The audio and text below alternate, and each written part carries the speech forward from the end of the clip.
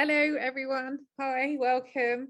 Nice to not see you all, but nice to welcome you all to the first Hopeful Futures event. And we're going to talk today about imagination as a tool of freedom. I'm Claire Reddington. I'm the CEO of Watershed, and I'm part of the Bristol+Bath Creative R+D team. I'm a cisgender white woman with a shaved head, large glasses, and a jumpsuit with pot plants all over it. The talk today has live captioning. It's the automatically generated live captioning, so it might be a bit dodgy, but if you would like to use it, you can use the box at the bottom that says CC live transcript. And we're welcoming today Harry and Claire, who are the BSL interpreters. So I said I was from Bristol+Bath Creative R+D team. What is that, I hear you say? So it's a collaboration between the region's 4 universities, which are UWE Bristol, Bath Spa, the University of Bath, and the University of Bristol, and Watershed, where I'm sat today, which is a centre for digital creativity and cultural cinema in Bristol. The programme connects university research and creative businesses to develop a shared and inclusive vision for tomorrow's creative industries. And before we get into our event, I've just invited Simon Morton, who is working with the team looking after the Hopeful Futures series, to introduce what this event series is about and what we can expect from the coming weeks. Simon. Thank you very much, Claire. Hello, everybody. Yeah, just to describe myself quickly, I'm a white cisgender male in my late 30s. I've got a big ginger beard, I'm wearing a black cap, and I've got a grey t-shirt on with a red print of a wicker man. So yes, this is the first of our kind of Hopeful Futures talks, and the thinking behind this seminar series and the work that we hope it will lead to was recognizing that we wanted to start imagining sort of alternative ways of organising ourselves socially, economically, and politically to try and move towards a sort of a more sustainable, inclusive future.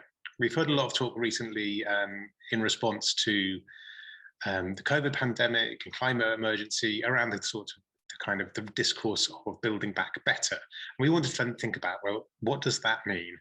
And we've been very focused in the creative world in many ways over the last number of years in the kind of projects we run, such as Bristol+Bath Creative R+D. But there are so many amazing thinkers out there who are already tackling some of these questions about what does it mean to live differently, what do you need to change, how do you need to change it, and how can we build on our strengths and capacities that we all might already have to kind of affect some really positive changes towards social justice, climate change, and all of the many problems that we face with late stage capitalism. So, although sounding quite heavy, we gave it the name Hopeful Futures because we want it to be a space for hopeful thinking. So as well as today's talk, in a couple of weeks, I'll be back again to chair one where we'll be thinking about the different kind of ways of understanding economy and structures and things that kind of are overarching to kind of think about how we might think about those differently. We're going to be hearing in another seminar about the different kinds of ways a number of different people and organizations are already on the ground trying to think differently about how we organize ourselves socially and culturally.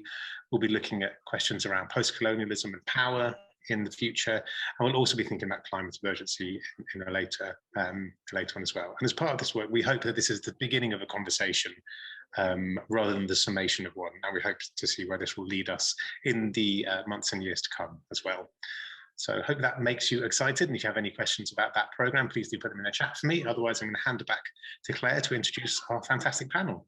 Lush, thank you so much, Simon. I'm also really loving seeing people introduce themselves in the chat. It's really nice to get an idea of who's together with us in this space. So it's been quite a week here, at least. The COVID numbers in the UK are rising again. So working in the culture sector is pretty stressful right now. And thinking about the future in that context is really hard. So today we're going to be really kind and gentle with ourselves and with you. And we might even finish early. Who knows? Anything goes today. The complete joy of today's event for me are the really different worlds that our speakers come from. But of course, that does mean that we're all going to have slightly different references and acronyms. So we're going to really try and keep things clear, accessible, and down to earth. But if there's anything that you want clarifying or any questions you have at any point, that's what the chat's for. Use them and we'll come back to them and try and make sure we're really clear. So as Simon said, today we're going to think about how we harness our imaginations in the service of changing the world. So just a tiny topic. We're going to explore a range of methodologies that we might use to do that. So design fiction, storytelling, scenarios, collaboration, to demonstrate some of the possibilities of human imagination. My panel is completely lush. I'm a fangirl of all of these amazing people. They are Alana Lipsett of the Institute of the Future, Jen Stein of Experimental Design, and Cassie Robinson from the National Lottery Community Funds. We were supposed to be joined by Feluka Adebasi of University of Bristol, but she's actually sick today. So I hope you can join me in sending healing vibes and love to her, because I know she really wanted to come and join us. So the format is going to be that I'm going to ask each speaker to introduce themselves and talk for 5 to 10 minutes. And then we're going to open up into a discussion, and we really want your questions. So you can use the Q&A function, like ideally use the Q&A function. But as I said earlier, I've never really been in an event where that has worked properly. You might be more better at that than me. So if you put your question in the chat, that's sort of okay too. We'll work it out. And I guess just before we start, just in mind of centering care and kindness and love within how that we're going to think about the future, I'm just going to ask us all to pause before we get going. We're going to sit together and we're going to imagine ourselves somewhere or with someone who we love. And just for 20 seconds, let's spark up our imaginations in a gentle and a kind way. I'll count that 20 seconds and hold it for you.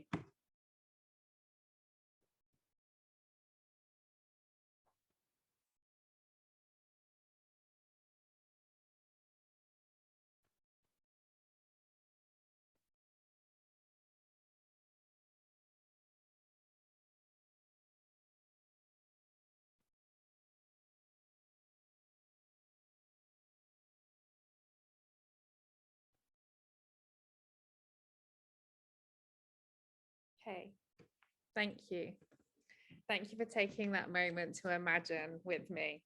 And now I'm going to hand over to our first speaker, Lana, to introduce herself.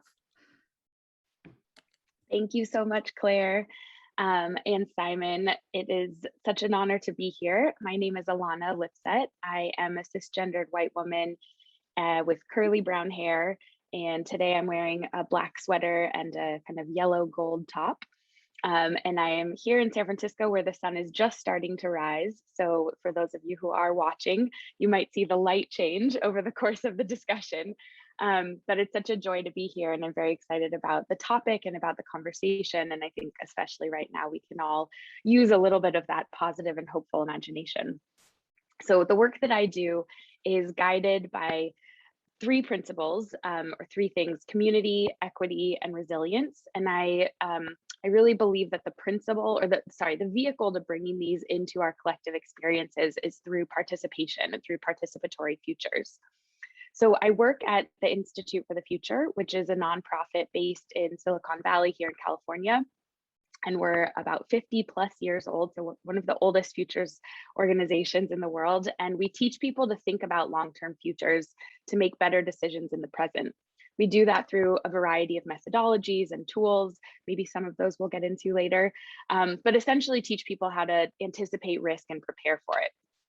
And one thing just to bring into the conversation early on is that we emphasize a lot is that it's really hard for us to think about and prepare for the future because our brains are hardwired against it. So our neural pathways rely on the past to think about the future, which makes sense. We rely on our past experiences. But I think that's why this conversation is so important, why imagination is so important, so that we can create these visions, these stories, these artifacts or memories from the future to create new neural pathways, both individually and kind of in our collective brain, so that we actually can dream and move into new ways of being. So when I started at the Institute 2 years ago, I didn't really have a grounding in futures, or at least I didn't think that I did. But I think I'd really been practicing it for a while without having a formal name for it. So much of my career before Institute for the Future was rooted in placemaking, in community engagement, and in participatory design, focused on development. So local neighborhood development, urban design, public spaces, international development, and refugee camps. And the way that I like to define participatory design is involving the users of something in the creation of that thing.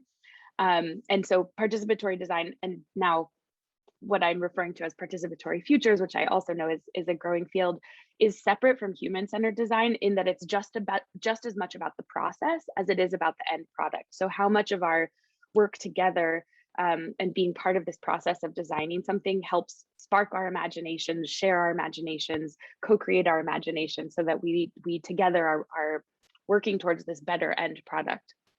So an example of that is a project I did in 2013 in San Francisco called Free Space, where we got access to this large 14,000 square foot building. I'm sorry, I don't know what the metered, the meters conversion of that is, but a very large empty warehouse in San Francisco that was being listed on the market for $25,000 a month, which we ended up getting for free, and turned it over to the community with this invitation to turn it into what they wanted.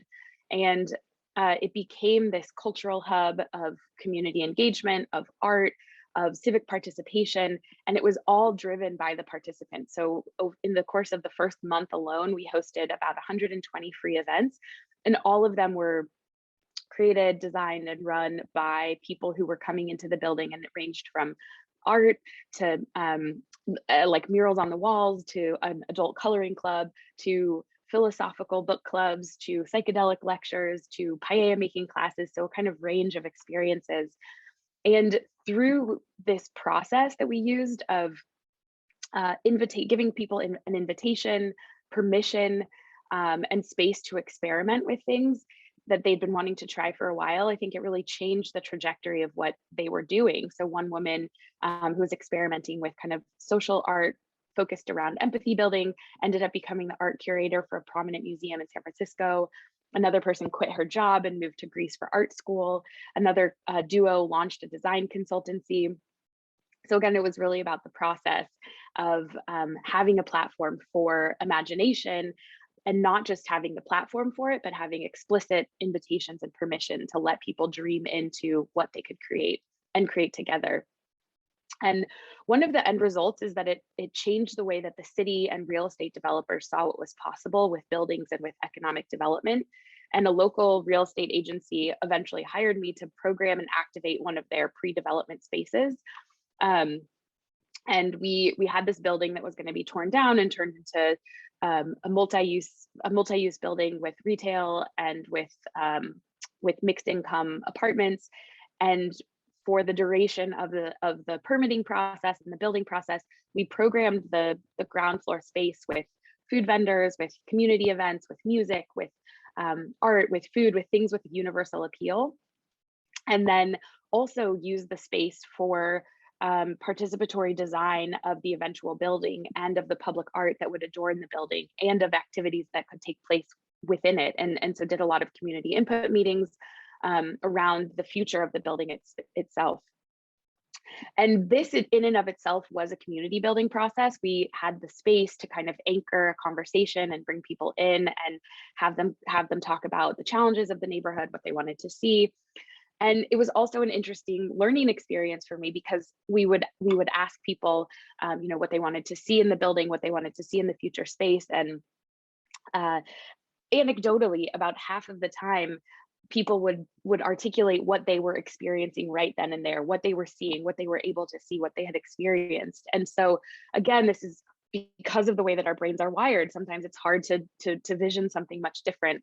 And so a lot of what I have learned to do and what we do at the Institute for the Future is how to kind of frame those questions and frame that invitation into imagination in such a way that it is possible, that you can kind of see these bigger visions. And so that is one of the things we've developed tools and techniques over the years to kind of counter this inability to imagine, or this inability to see into the future.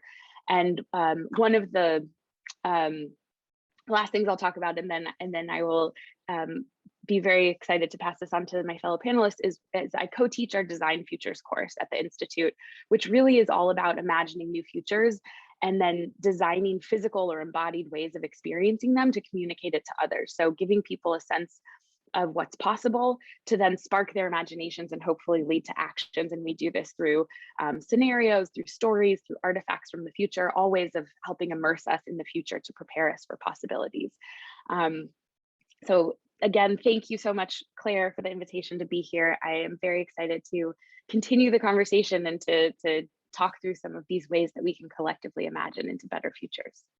Thank you so much, Alana. And yes, so much. And I think explicit invitations will definitely be something that we'll be picking up. So I'm going to hand over to Jen Stein now. Jen. Hello, everyone. I'm Jen Stein. I'm a cisgender woman. I have long blonde hair, pandemic hair. I'm wearing a black jumpsuit, and I'm currently based in Los Angeles. But my heart is actually in Bristol right now. It's so nice to see everybody in the chat. And hello, everyone. I miss you all. So I come from a sort of a space between the university and industry. I've spent many years in the academic research world, focusing on emerging technologies for storytelling. So within a film school, but doing a lot of human-computer interaction work, kind of at the intersection of design, technology, and storytelling, where I focused a lot on both the practices of design fiction and of world building. So thinking about how we design objects, interfaces, or systems that ask questions about how we might want to interact with the world, and then imagine the conditions in which those prototypes might exist. So how do we sort of put people in the middle of a future and sort of extract some of the important things? What are the environmental concerns? What are the political or economic concerns? What is it actually like to live with the objects that we think about or the worlds that we might create? This has included work around the future of cities, the future of mobility, the future of work. When I say the future, we have a lot of different time horizons that we obviously think about. In the world of sort of academic research that I've worked at, it was often 7 to 10 year time horizon, which is considered horizon 3. Now, in the work that I'm doing in world building, which I'll make a distinction between the two in a minute, it's often sort of looking anywhere from 20 to 50 years out to bring us back to current, present to 10 years out, but looking way out to think about what the steps to get there are and what that impact is for the very near future. So as I mentioned, I'm working at the sort of intersection of world building, design fiction. In world building, we think about a holistic system and how to design a container where narratives might exist. Whereas with design fiction, we often built these objects and then told stories about the objects and how they might exist in the world. So it seems like this like oppositional forces in a way, but I think that once you start to think about, and in world building, we do a lot of this with collaborative storytelling and speculative design. So using the collective imagination in the world building process at experimental design, where I now am, we always say that we're the least knowledgeable people in the room and that we bring the community and experts to the table. And that community could be anyone from groups that we've worked with, like the University of Alaska, to imagine the future of education and to build a curriculum for 2040. So what are the conditions, what are the current environmental conditions with climate change? What does it mean to be an Alaska native? And how does that play a role in education and curriculum? How does that play a role in 17 campuses across the, a very large land mass? To working with, automotive industry, the automotive industry, to think about the future of mobility, and who do we bring to the table as the least knowledgeable people in the room? What experts do we talk to? What community members? And how do we start to think about these holistic systems that have input from the people who will actually be affected by them? And then how do we push that out into the future? So one of the methodologies that I've liked to use over the years, and I think it's relevant to this topic, is this idea of imagination games, something that asks people to let their imaginations go. So I always liked oblique strategies, which was created by Brian Eno in some of his compositional imaginings, and also my friends in Bristol will know the sort of the thing from the future that I've used in classes that I have taught, in workshops, in these larger settings where it's basically giving people seemingly unrelated topics or prompts and asking them to imagine the resulting relationship, object, or policy, many other things that might emerge from seemingly disparate parts. So how do we both bring a number of voices to the table, and how do we sort of empathetically understand how somebody else might see the world? And how do we then collectively tell stories about what those parts might be? And how do we keep doing that? Never sort of locking anything in stone, but always kind of thinking about disruptors, thinking about the what if and the why not questions. So what if with this future, and why would we or would we not want that world and those conditions? And really thinking through some of the granularity of how we might design worlds or objects that help us speculate about some of the big questions that the world is facing right now. Obviously, a lot of this, I've been inspired a lot by science fiction in the imagination. I've had a lot more time to read over the past year and a half. But I've been particularly interested in some of Ursula Le Guin's work, which has been a long-standing love, but rereading it now, thinking about science fiction not only as the sort of the technological imagination, but also as the social and anthropological imagination, and how we think about the world differently through storytelling, not only about technology, but also about these other conditions of anarchy and feminism and gender fluidity. So that is what I've been up to. And that is the intersection of everything I've been thinking about in world building and in design fiction. And that's perfect. Thank you so much. And Anarchy and Feminism is a perfect place to hand over to Cassie Robinson and welcome her to the panel. Hello, everyone, and it's nice to be here. So yeah, I'm Cassie. I'm a white cisgendered woman sitting in a hotel in the middle of Wales with dark hair, bags under my eyes, because last night I slept in a tent, and I'm wearing a very brightly coloured jumper. It's sort of like rainbow coloured, and it tends to attract bees. So yeah, after hearing the other two speakers, all I'm thinking is, how can I attend your classes and take lessons from you? So I'm gonna look forward to finding out more about that. I'll probably sort of touch on four things. So in my role at the National Lottery Community Fund, I guess all of my work there is about how do we help resource and create and strengthen communities to be prosperous and thriving for everyone. And a lot of my work over the last 15 years has been in the kind of sort of social sector in the UK. And I guess in the kind of world of sort of systems change or systemic design, my background's actually as a designer. And I am sort of more newly in the world of funding. And that was intentional, because thinking about how systems change, or how do you influence more systemic and deep transformative change, it felt like the role of money and the design of resource was very important to that. But I also felt like a lot of the work in systemic change was often making the existing system better rather than really creating a transformative alternative. And that has felt even more at risk in a way in the last sort of 18 months. So that's the first thing really, is just this, yeah, I feel like a lot of change work is often just repatterning, plaster sticking, and not really thinking completely differently about what's possible.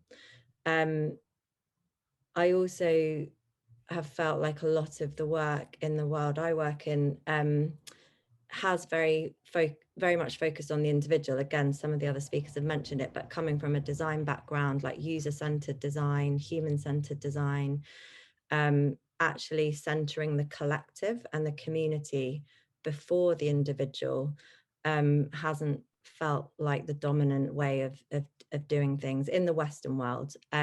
So I'm particularly keen in focusing on the collective, and that's true too in relation to imagination.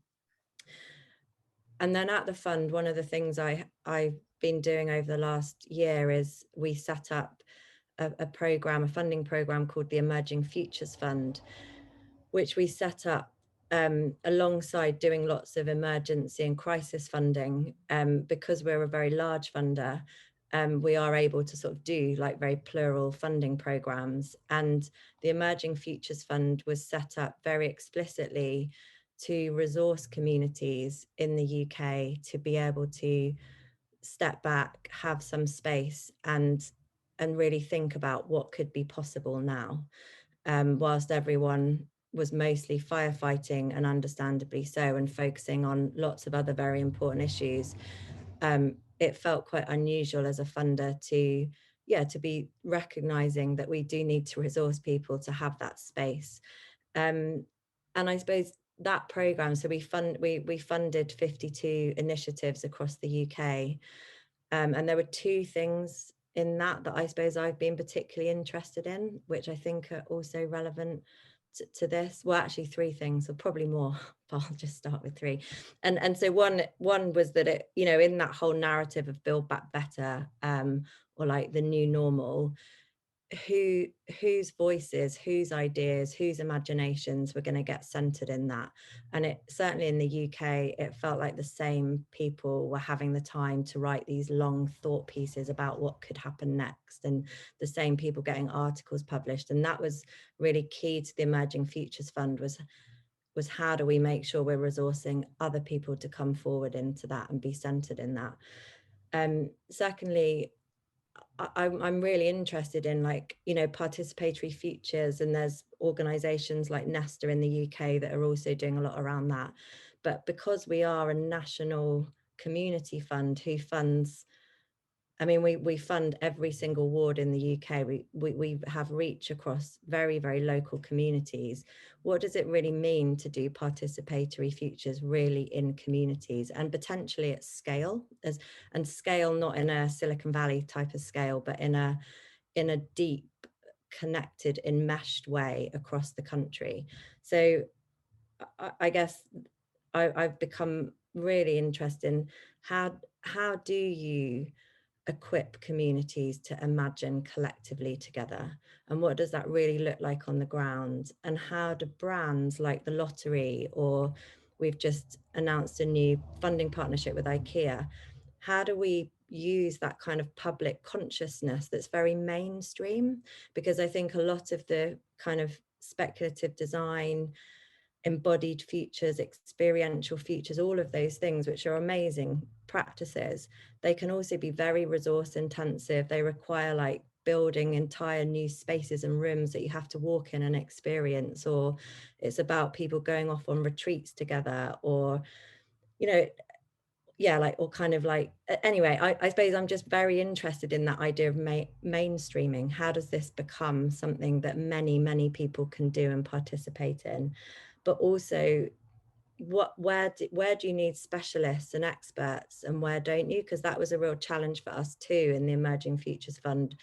I guess I have a belief, but it's totally untested, that there, you know, I do think there's a rigor and practice to this work. It isn't about a community just getting some paints and some, you know, big sheets of paper and sitting in the community centre and like visioning. That there is a practice to it. So how do we build that practice in communities?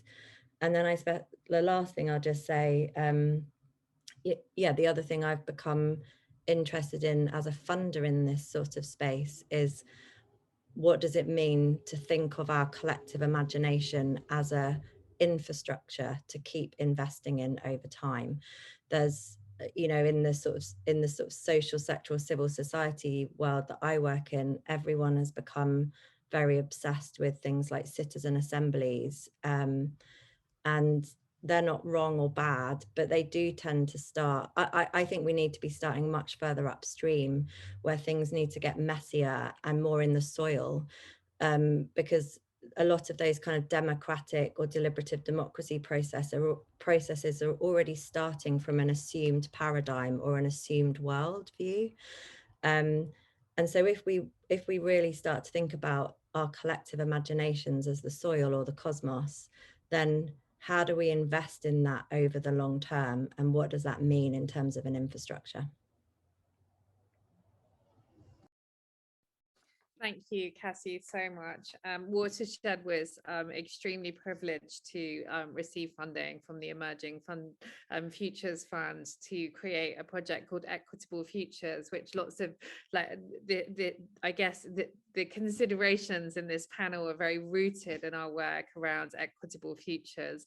And that's where we'll start our conversation, I think, thinking about freedom. And I just wanted to acknowledge that we were obviously hoping to have Feluca's voice within this. Feluca's specialism is thinking around decolonizing the legal system. And so some of the work, some of our answers will be a little lopsided without that, but we will make do the best that we can. So thinking about explicit invitations and freedom, what are the steps that you think we need to take to create equity and reparation, and to acknowledge the acknowledge the discrimination and inequity that exists in our world before we can begin to imagine together? Just a tiny one there. Perhaps, Alana, you talked about explicit invitations, and I imagine thinking about equity as part of how you consider the invitation that you're making.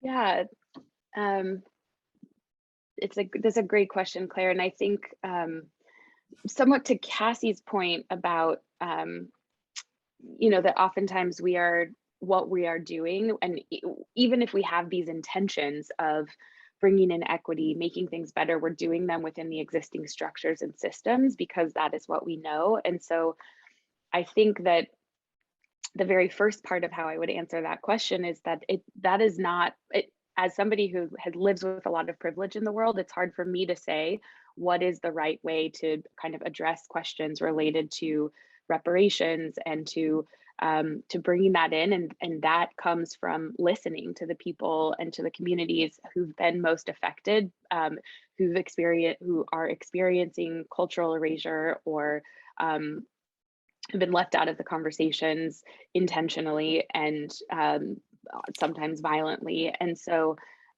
that has to come from a place of listening and being open to listening to what people need, and also listening to the way in which they need to share and need to receive. And I think, you know, the question of equity in these conversations around imagination and around futures oftentimes centers around, how do we bring more people's voices into the conversation? How do we bring more people to the table? And I think that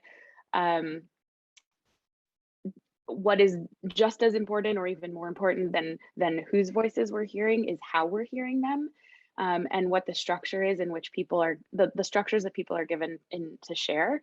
And I think that for the people who, you know, for me, if I'm organizing a project, that has to take a lot of humility and curiosity and being open and willing to challenge my own assumptions or have them challenged, because sometimes I don't even know how to challenge my assumptions. And so coming from a place of inquiry, of curiosity, and I know that I feel like my answer is a little bit roundabout to what your question is, but I think that's part of the point, is that the process, especially for those of us who are able to have our voices heard more, who've been given the seat at the table more, who have the privilege in the world, we have to do the work to kind of deconstruct what it means to bring other voices in, or to uplift other voices, or to find other methodologies or other ways that people's voices can be heard. And in this space, I think there are a lot of really interesting, there's a lot of really amazing work being done by some people who have been rooted in different traditions of storytelling and different traditions of kind of cultural imagination. And one example is somebody named Pupil Bisht, who founded the Decolonizing Futures initiative and is using participatory futures and storytelling based in a folk storytelling tradition from India, where she's from, where her family's from, to kind of bring in marginalized communities, not just into the conversations that have been that are rooted in kind of the existing structure, but in really giving people a structure in which it feels familiar to participate. So I think that's where I would start with answering that question. Hey, Cassie, I wonder if you could talk to that from a funder's point of view, because I think one of the things we've experienced with Equitable Futures is that the question of equity takes time, like real spaciousness, patience, the opening up and holding of difficult spaces, and that doesn't fit so great with the kind of output KPIs driven world of funding structures that are seeking us to sort of box up the future and present it to people. It's much more this notion of process and practice. How have you convinced your colleagues that to inhabit this world of spaciousness? I don't know if I have, but I mean, I think I guess the pandemic did create a sense, I think, for a lot of funders that we needed to do things differently, and maybe some have gone back now to ways they used to do things. But I think, you know, we were able, with the Emerging Futures Fund, we were able to frame the design of the funding as inquiries. And that was because, you know, I could go to the funding committee and kind of say, do any of you have an answer to what we should do next? I don't. Like, does anyone here? And you know, in the height of the first phase of the pandemic last spring and summer, like nobody had any answers. They only had questions. So I think, you know, we were able to say, well, let's fund people, let's resource people to be able to ask the questions, not to have the answers. And I think, yeah, these are relatively small grants for us as a funder for the Emerging Futures Fund. And I don't know yet if like we would be able to do, I would hope we could like resource larger sums for that kind of work. And that's sort of why we're sort of gathering up at the moment some of that. But one of the things that we definitely did see and hear a lot in those grants, and they really were led by a very, very diverse range of people and communities, was that different time frames and scales that was needed, because there's lots of healing to do, just rest. Like so many people just needed rest and recovery and healing and time to process before they could even begin to start thinking about, you know, like what's next. And I think we learned a lot from that, just about the pace and like not talking about things being urgent and trying to give this sense of an extended time. And I think the work has been a lot richer for that. We have sort of stepped back and stayed away and trusted, I guess, people to work at the pace they've needed to go deeper. And that's, we need to go deeper at the moment too. So yeah. But yeah, I definitely don't want to suggest that like I've cracked how to get all funders to not ask for KPIs and outputs and impact measurements and stuff. Joe Verrant in the Q&A, I think, was about to ask a similar question to the one I just did, and coins it as the unknowingness, which I think is great. How do you want to pick any of those things up, Jen? Either unknowingness or how you design equity within the work. Sure. Yeah. And I think, I mean, I don't want to, this is a hopeful future. I don't want to talk too much about the pandemic, but it was sort of a moment not to dismiss the sort of gravity and tragedy of everything that we've all experienced, but it was a moment of stepping into another reality.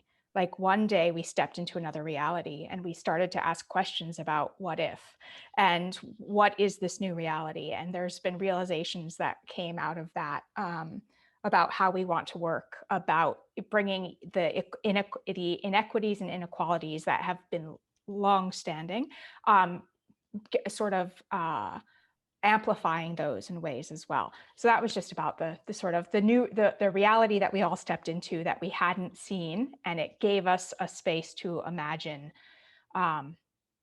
hopefully more hopeful futures.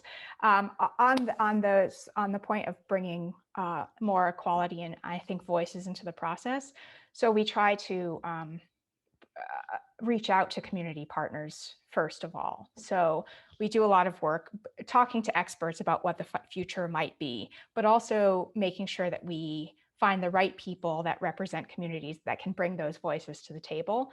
And I think that, again, on the theme of imagination, asking people to imagine. So we can talk to communities about the current state of things, what happens when we project a little farther out and ask, what do you want that future to look like? What is the future you want to live in? And that what would be equal and what would be that, and have them stand in that space through stories, through visuals, through, we can sort of use virtual reality or game engines or no technology at all, but really invite the opportunity to imagine not the current state, but what the state that is sort of preferable and hopeful or not hopeful, and dig deeper into where the sticking points are, where the inequalities might still remain, how we see solutions to those kinds of things. So first and foremost, making sure that we sort of find the right people to bring those voices to the table and make sure that there's representation based on the kind of the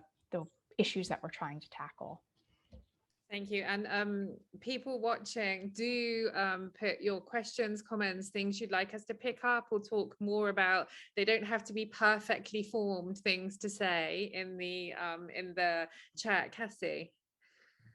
Yeah, I was just going to come back in with one other thing, where I sort of have this like quite these opposite voices in my head, and I suppose on the one hand, some of the picture I just painted and we sort of touched on was how hard, if you've already faced loads of discrimination and oppression and you're exhausted and you're always on the front line and you're always firefighting, how hard it can be to imagine. But then I was on another panel a little while back, and then I think Imi Kaur from Civic Square also remembered it from that panel, that other people also have spoken about, that it's people in those communities that are also imagining all the time, every day, because the status quo, their realities like require them to have to think differently and hope for something different consistently. And I suppose I just wanted to also add that in as it's almost like the opposite, but I think it's very linked. And I think it links to Bill Sharp's work, which I know he's part of your Emerging Futures Fund grant, but he talks about our imaginal selves, and that all of the time, all of us in some way are patterning the future in what we're hoping for and what we're imagining. And so I just wanted to bring that in as well. Yeah, that's Bill's work is a great inspiration to us, and we've been working really closely with Bill Sharp and Zara Ashharper, particularly on our Equitable Futures program. And I guess Bill talks about orienting yourself to the future, and I love that notion of orienting, like sort of turning and facing and looking at it almost before you step into it. And he talks a lot about using the seeds of the present in orienting yourself to the future. And I wonder how that sort of notion of the present, perhaps outside of a pandemic, is held within each of your methodologies.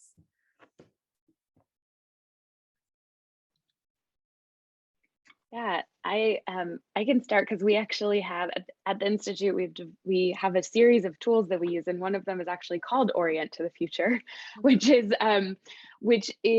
when we're in person, although we've been doing it online as well. When we're in person, is a kind of icebreaker way in our workshops or in trainings to give people a sense of what their own feelings are towards the future. And so we ask people to kind of stand on a spectrum and say, you know, I think the future will be better or worse than it is now. People move to the different sides of the room based on that.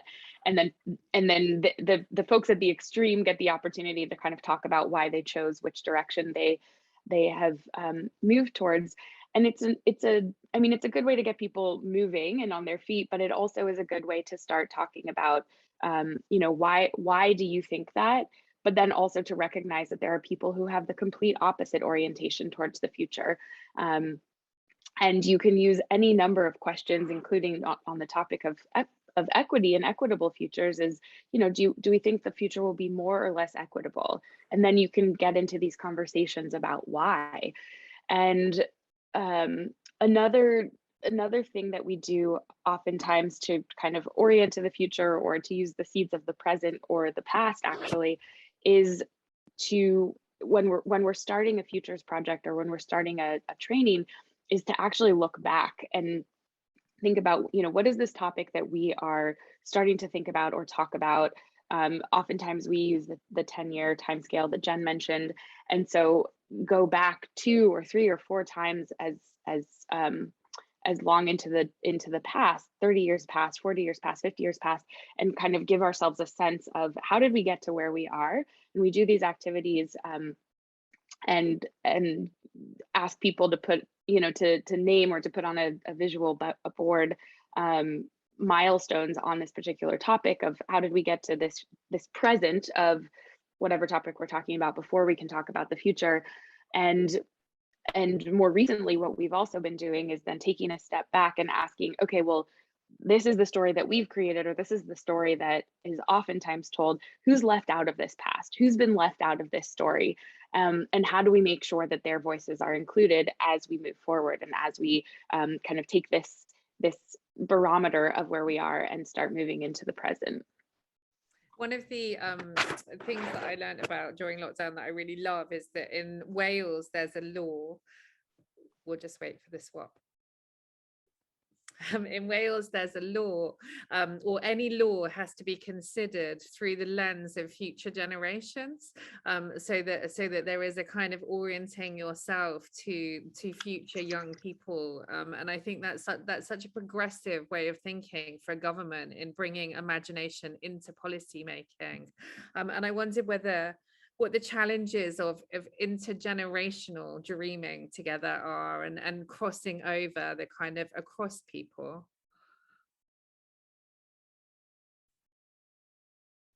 I'm happy to come in there, Yeah, Jen. I didn't know.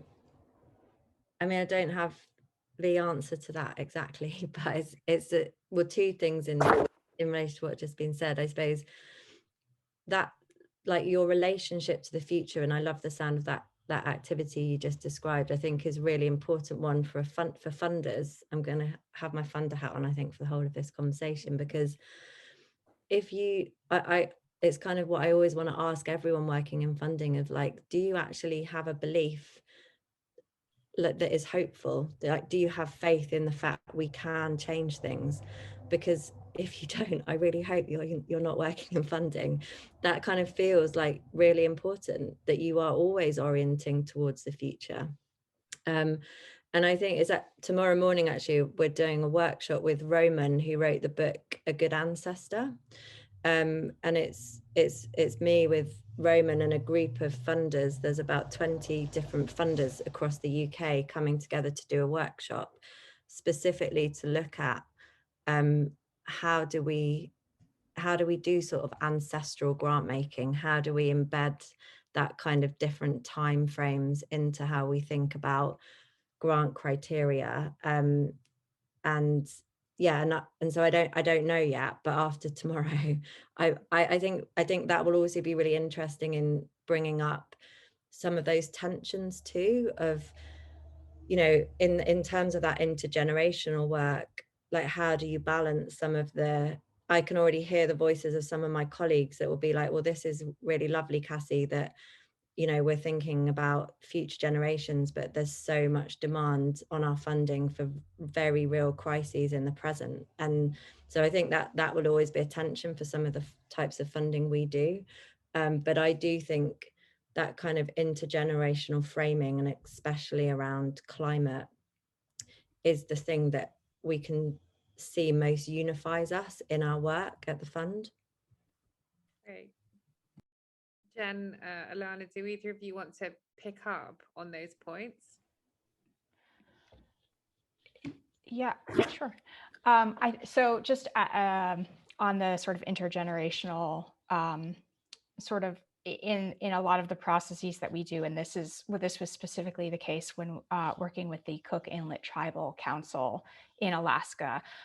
There's the elders are the older people of the tribes, and there's younger people, and a lot of this work is about how to sort of maintain those stories and traditions, and how do you sort of keep that going, but bringing the many generations to the table to talk about these things, especially if we do something like building a timeline out to 2040 or 2050 and having the historical perspectives come in that the younger people might not know about, and then seeing how the sort of wheels turn in just talking and just sharing. So we often get stuck in our own futures, what we see as our future, or what we see as our immediate family and friends' future.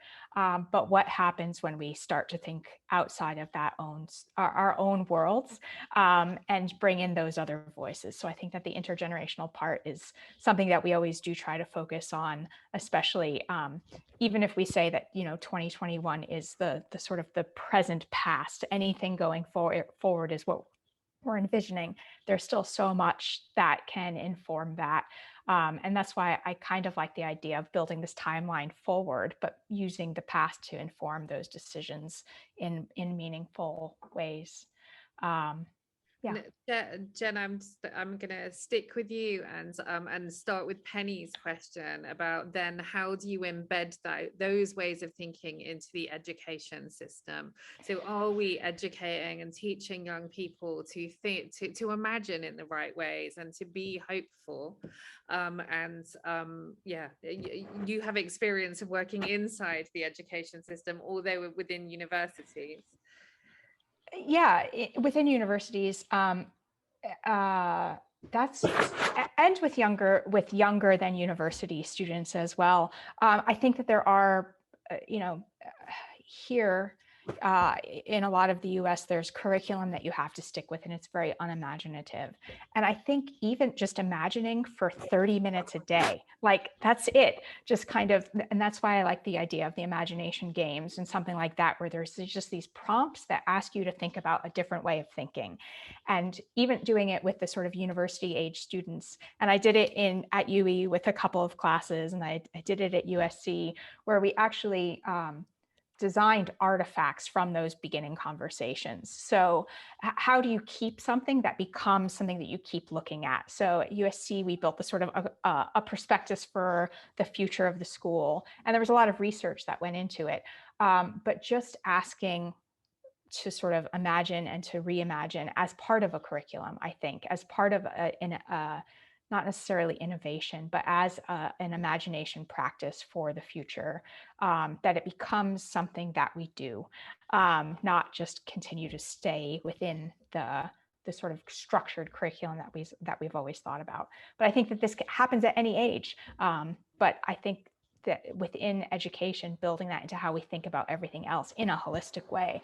Like, how do you integrate that into your history class and your language class and your maths class? Great, thank you. Alana or Cassie, do you want to talk about schooling? You absolutely don't have to. Only to say one thing, which is I love the idea of imagination as a practice, and I think like that, like a muscle. And I guess this is more just selfishly, I just want to hear from Jen and Alana if they have more practices that are focused on the collective, because that I do still tend to find that most things are still about the individual imagination. And I feel like it's the practice of collective imagining that we need to like really build. Yeah, that's it's a great question, Cassie. And just to kind of build on some of these ideas of imagination games that Jen mentioned, we have one that my colleague Jane McGonigal created called 100 Ways the Future Could Be Different. And I'll just briefly explain it, but it's done collectively, it's done in a room, so or on Zoom. So you think of you come up with a topic that people are fairly familiar with. So in this case, you could do it around education or curriculum or a more specific topic, and generate 100 things that are true about that that topic today, and then flip each one of them. So how could each one of these be different in the future, either the opposite or some kind of adjacent alternative to it? And then you walk through, okay, well, what are the signals that you're seeing today that might actually lead to this new flipped future? And so that's a way of collectively waking up our imaginations and kind of collectively inviting ourselves into coming up with ridiculous statements or just very different ways that things could be different, and training our brains to be different, which I know doesn't directly answer your question, but I think is a really nice way of collectively inviting people into the practice of imagining together and building on each other's ideas and supporting them, and again looking for ways that this future could be different. And then there are so many things you can do with that activity, and next talk about, okay, well, what of those futures that we just imagined, or kind of these flipped facts, are appealing to us, and which do we not want to see? And so how do we, what are the ways that we might want to move towards that preferred future, or take measures and steps to avoid that particular future? So that's one other one that I love using it. It's a great way of for people who don't necessarily think that they are super creative or imaginative, or have some resistance to thinking about the future. It's a really nice way for inviting people in to start to do that. I totally agree. I didn't hear the name of the tool set that you said that was, but I use ThinkPack sometimes, which has some similarities. And in fact, I'm excited that Joe Varon has just put in the chat that Unlimited made these really brilliant cards for inclusion, which are about inclusion and access, and they're really useful for when you're designing a project, but actually again thinking of them as a way to orient yourself to the future is exciting. And that made me think about how much of the work that we do, and Jen, I know that the work you do is physical, and I wondered how you'd notice the changes of collective imagination online. Like, what are the constraints or opportunities for connection that you've found by having to be in a Zoom space rather than in a real world doing these kinds of practices? Jen? Yeah, I've done a lot of sort of remote guest lecturing over the past year and a half. And so part of the thing about the collective storytelling or the collective imagining is we usually do this together where you're face to face and you do have to share things together. But in the Zoom windows, the stories have changed a lot about being in different spaces and imagining different futures. But yeah, I think I saw a definite change in how the projects got done and how the current state of the world impacts the way we even think about the future, which is sort of an obvious statement. But the students did start to think a lot more, because we did, I drop in a couple times over the semester to see how the projects progressed, and everything became very much about virtual spaces using psychedelics, how we come together as a community in a different kind of space. What's the future of a festival, of an art festival? What's the future of just community in general? And going through this process, it was very much about the real-time emotions of being in lockdown, but then trying to imagine a future, not that we weren't in lockdown anymore, just how might life fundamentally change? What kinds of, fashion are masks going forward, and how do we communicate with each other? I saw a talk from somebody from Sundance this year, the New Frontiers, about the virtual space that they built there for sharing and viewing together. So I think that there's been a lot of thinking about how we come together in this new reality, whatever that might be. But it did take over the imagination of a lot of the students and of the projects and of the way that they thought about those projects. Those were often, obviously, we're talking about a university, we're talking about a privilege of being at a university, and the students obviously had different concerns, and they were thinking very much about new technologies and about that kind of communication. So I'm not the best to speak about outside of that, but a lot of the focus did move towards these, how do we move forward, and how do we communicate, and how do we build community, and how do we interact with one another? I guess Jack has asked a question about temporality of futuring, and the ideal time period. Should we always be thinking about 50 years time, or are there different time periods? Did the time periods that you were thinking about change in lockdown? Did the pandemic cause a kind of temporality shift for any of your work? I would say yes. We, as I mentioned before, when we produce our forecasts, we do them in 10-year periods of time, which is pretty standard for kind of the traditional futures thinking. And part of this is that there are brain studies that show that your brain responds differently and is more creative when you go 10 years out in the future. And so it's a way of getting people to move a little bit beyond the stickiness of what they're seeing right now.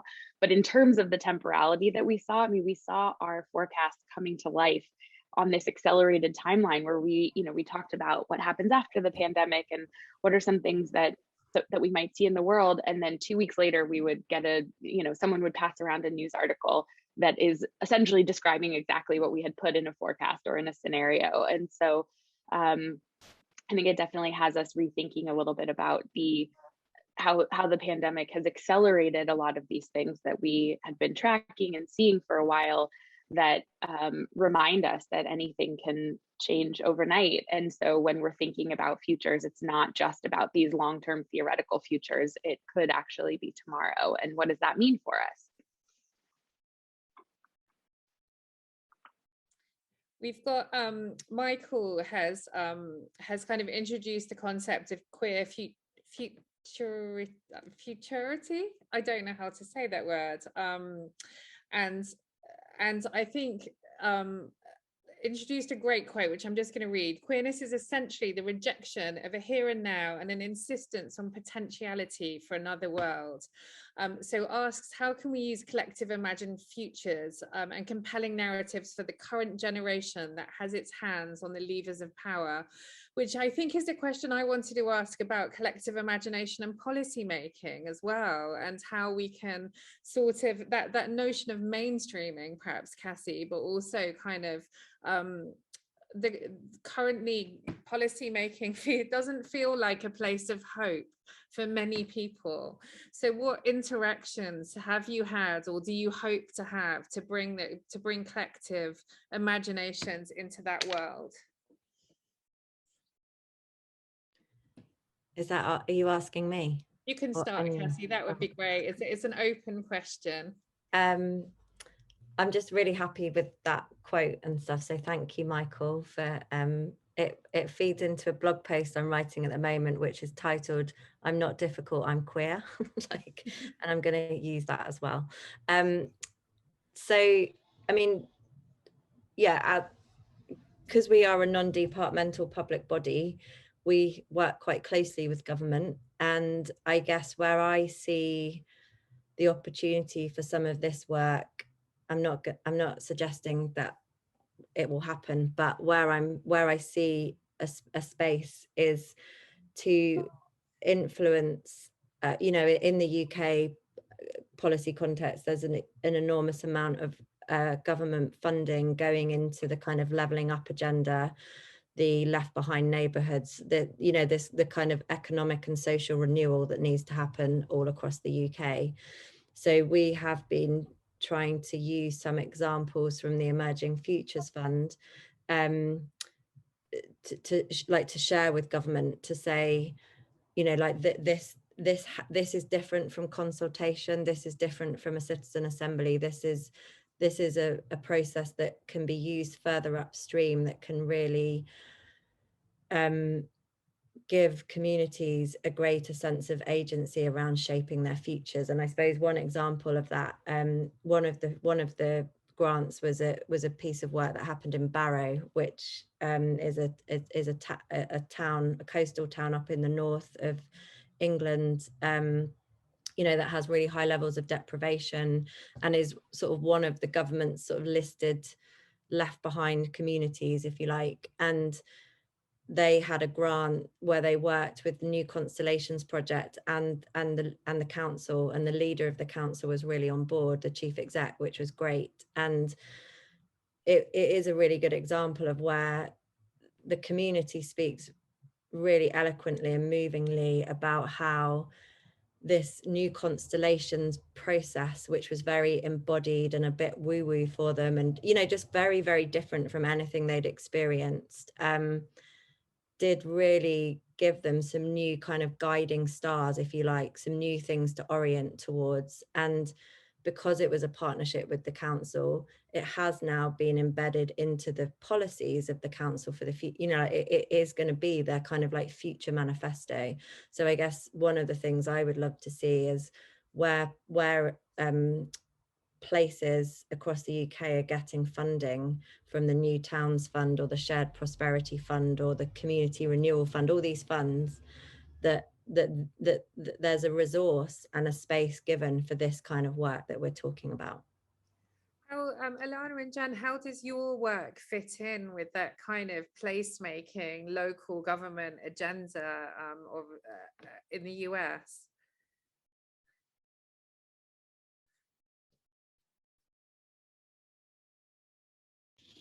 You're both very polite. We were just, I was trying to find the unmute. I should know this by now.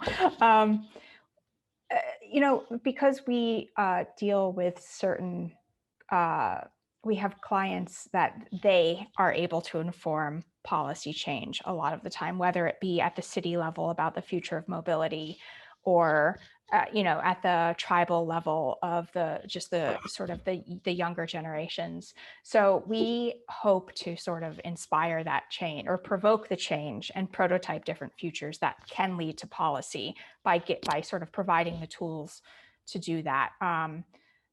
You know, I think that we probably need to break the system a little more, and young people do need to have more of a voice in that process. Going back to the Future Generations Act, I know that's not in the US, but there's also accountability built into that. Like, there's reporting that has to happen about how those steps are being made to think about the future generations. But are young people involved in that? I'm asking that question. I don't have an answer to it. And I think that, you know, politics isn't sexy for young people right now, that they want to break it too. And I think they should rebel. And I think that they should think about new systems of governance and new kind of policy that better suits the futures that we're sort of heading towards. But we mostly try to just inspire the people that we're working with to think about what their policy changes need to be at the sort of city level or tribal level or university level. Thank you. I just add, and this is not in the US, this is actually a movement in Japan called the Future Design Movement, where that I think combines this collective imagining with policy design or policy change. And local residents are invited to public meetings to talk about the future plans for their towns or cities. And they're told to imagine themselves as residents in 2060.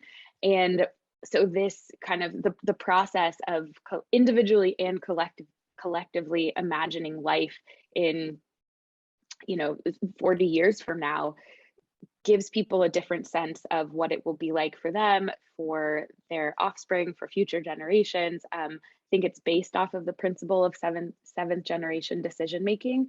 And so it's changed a lot of the way that people think about and make policy there. And I think that would be a really beautiful practice that we could bring into policymaking in the US. But I think a lot of times the decision making and policy making, especially in times like these, tends to be a bit reactive.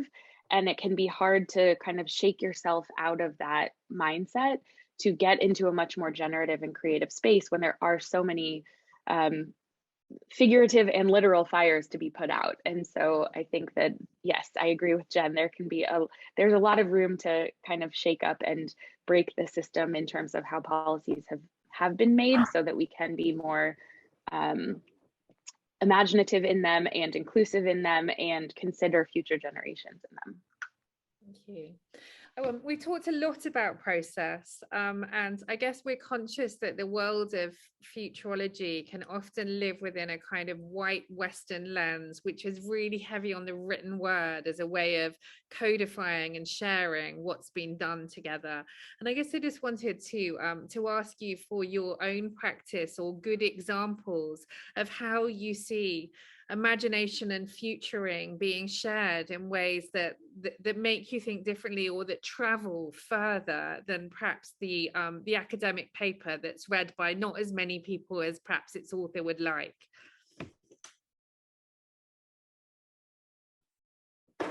So I use the example often in the work that I'm doing now.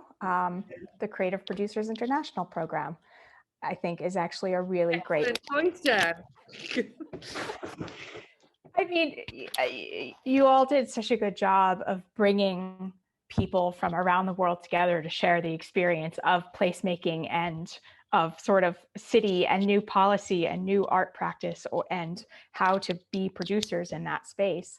And I think that you enabled generously visible evidence of that process and of allowing other people to share those ideas out in the world. And that's not necessarily the sort of white Western written perspective. It's actually promoting active community engagement, activating public space. And I think that there are ways just like that, where we see actual projects embedded in space or online in virtual spaces if people have access to that, ways that you ask people to stop and think about something that they see in real time every day, and by promoting the voices that we're very talented to be able to do that. So I still use that as a really excellent example of how to make things happen in the world. Alana, I know you've also got examples that you wanted to share. Yes, thank you. And, I think when we when we talk about the future of something, in particular, the future of futurology or futures thinking, it's important to look at the past and to recognize that a lot of mainstream futures thinking as a field came from a military context in terms of thinking about strategic foresight and risk. And so inherently there is, again, bringing it back to what Cassie was talking about at the very beginning, inherently there is this structure that we are seeing and practicing it from. And so I am really appreciative of people who have been working to kind of democratize futures and change the existing framework so that we are practicing it in a different way. And I think because many societies and cultures that are not Western and white inherently have futures thinking embedded in the way that they see the world and the way that they do storytelling. And I think a few examples of this, and I just interviewed Noor Bateen on a webinar that we did a couple weeks ago. She's doing amazing work in participatory futures and has an initiative called Future Ancestors for people who, I know we've used that term for people who've experienced cultural erasure, and bringing people in to do storytelling and kind of envision the future that we need. And she's created this amazing kind of social media interactive futures game about elections in the US, actually. So she's doing great work in this space. Dr. Lonnie Brooks, who's an affiliate of IFTF and does a lot of work in the Afrofuture space. And again, on the topic of imagination games, he created a game called Afro Rhythms from the Future, which brings Afrofuturist storytelling into game form and allows people to kind of co-speculate visions of equitable futures. I mentioned Pupil Bisht already, and then there's also the Diaspora Futures Collective, which is a group that centers futurists of color who are working collaboratively, working to amplify voices who've been left out of the mainstream and also experiment with alternative methodologies. So I do think there's amazing work being done in this space, and it's really important to uplift those voices and to bring them into the conversation, so that, again, we are not just kind of making this existing system or framework that have been based on military frameworks better, but actually pushing the boundaries of the methodologies and the frameworks that we're using. Thank you so much, Cassie. How you tell the stories of the emerging futures projects was as much part of what as the funding call as what you were funding. What are you seeing coming in terms of the methods people are using for capturing, for sharing the work that they're doing? You mean like as in how are they sort of publishing the stuff that they've done, or is it easy to capture this the unknowingness of this work? It's not, and also I think we've sort of failed a lot of those projects in not providing a good infrastructure and archiving for some of that. Like we wanted that to be like linked to this idea of seeding something over time and for it to grow and become a sort of infrastructure. I think we had hoped to create, a kind of like structure or scaffolding for all of the content. But I do think, that people have created like toolkit. People have tried to kind of publish some things that others can use, whether that's toolkits or films. People have tried to write up their processes, like you've been writing at Watershed. You've been sort of sharing as you go. And actually going back to Alana's point, one of the projects, the Centre for Knowledge Equity, we did actually, they partnered at the start with someone who I have a huge amount of respect for as a kind of futurist, but they ended up still working with them, but saying like, we don't want to work in this paradigm at all because this has come from military thinking.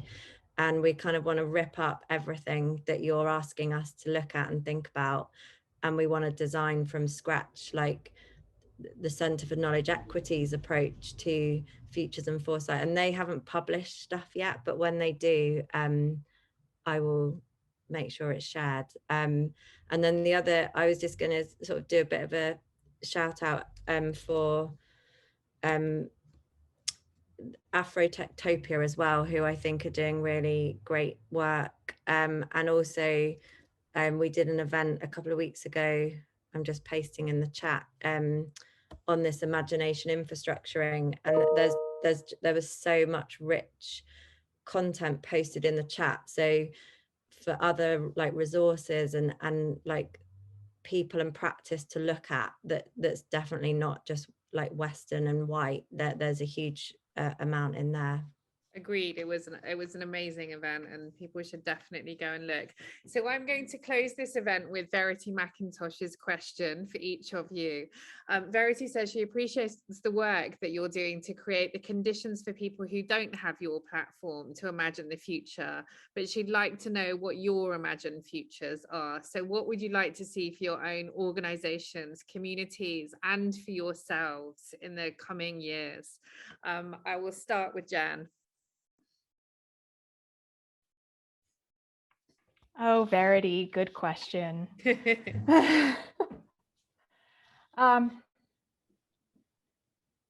Yeah, you know,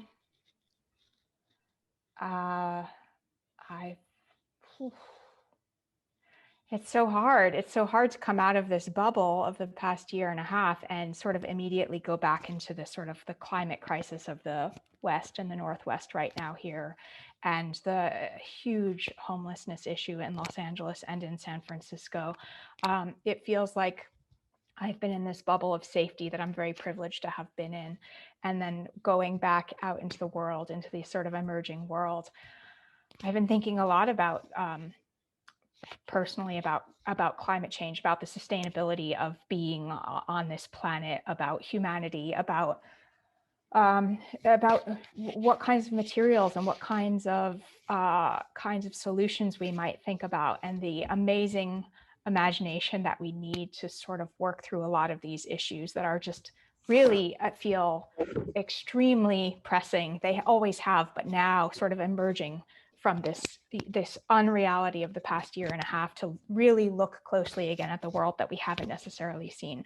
So I'm personally thinking a lot about what that future holds, and what we do about the environment, and what we do about the homelessness, and how we become more proactive. And in this shift to, like, maybe we all work too much. How do we better spend our time to serve some of these things that have now sort of bubbled up in my awareness? Not that they haven't always been there, but there feels like this intensity of need to intervene, and that maybe our time spent working could be better spent doing other things for the world around us. Thank you. I'm sure that resonates with lots of us, Jan. Alana? Yes, that definitely resonates with me, Jen. And sorry, I'll change over. That's good. Thank you for that. Yes, a lot of that, or all of that, actually resonates very closely. And I think that there seemed to be this conversation kind of a few months into the pandemic that was clearly coming from a very privileged place, but this conversation around the pandemic being this great pause or this great reset, where we could, those of us who had the luxury of doing so, could do those things that Jen was talking about, thinking about how we're spending our time. And maybe this is the moment that we start caring more about our interconnectedness, or the way our interdependencies and our impact on each other and on the planet. And it seems like that then immediately in the US transitioned into this very hard period of a few plus months that had been building, and that a lot of people had been experiencing for a while, but with this intense polarization and violent political polarization in the US and in other places, I know, and also kind of this unveiling of so many things that with oppression and with systemic racism that so many people have been experiencing for so long, that was unveiled for a lot of people who didn't have to look at it prior to that or have to experience it. And it seemed like it may, people are talking about this is going to be the great turning point. And it doesn't feel like that's happened, if I'm being totally honest, and not in an optimistic place. And so I would like to answer the question. I think when I think about the future, I think about, is that possible? Is that kind of hopeful vision of the pandemic being this turning point actually going to manifest? Are we going to be able to walk into that? And it's going to take a lot of compassion, a lot of unlearning, a lot of kind of repatterning.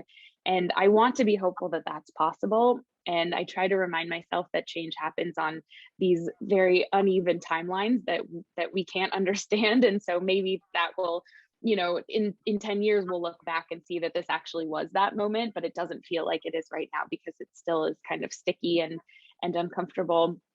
But yes, just to reiterate, I want to agree with what Jen said about climate, and in particular in San Francisco and throughout the US, about the housing crisis and the issues with that are affecting people who are unhoused, and the seeming inability of our society to take care of them. And so hoping that that changes.